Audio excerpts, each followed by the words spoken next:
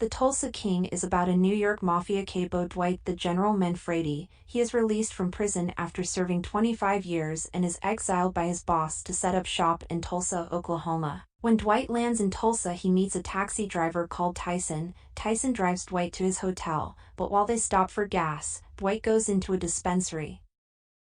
He is ushered to leave because he is asking for the owner. He re-enters and knocks the security guard out. He then extorts the owner and forces him to give him a 20% commission every week. After this, he makes Tyson his personal chauffeur and gives him money to buy a new car. Dwight then sets his things down in his hotel and go to the bar. He becomes friends with the bartender. His name is Mitch.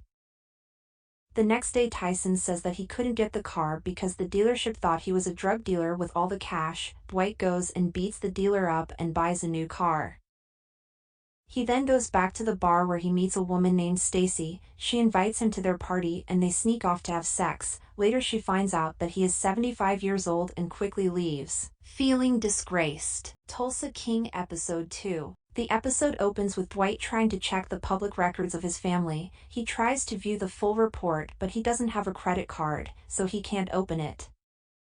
Dwight finds out about a place called the Center of the Universe where once you are in the spot, people around you can't hear you. Dwight tries to open up a bank account, but he doesn't have any valid ID, so he needs to take his driving test again. After Dwight finishes his written test, he receives a call from Chicky. He says that he needs to make amends with the capo he punched in the face. When Dwight returns home, Stacy, the woman from the other night, talks to him about how she is an ATF agent and knows about his past. She says she can't help if he is put in the pen again. Dwight then meets up with Bodie, the dispenser owner, and they go to the dispatcher location to negotiate a better deal. They celebrate by smoking and getting high in the car. Later, Dwight gets the full report and tries to call his daughter Tina, but her husband picks up and says she doesn't want to talk to him.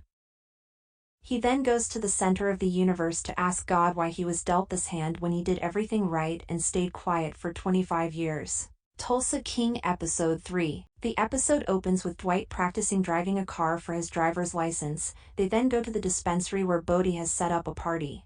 Dwight asks about the nitrous oxide in the balloons and how he sells them for $5 a balloon while a festival sells at $10 a balloon.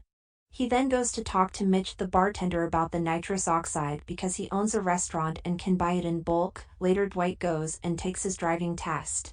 In the middle of the test, he is shot at in the middle of traffic. He is later questioned by police about the incident and then released. He meets up with Stacy for dinner and sex. He then phones Chicky to ask if they put a hit on him. Unsure or not, he goes and visits the driving instructor in the hospital. Dwight bribes him into giving him the name of the person that shot at him.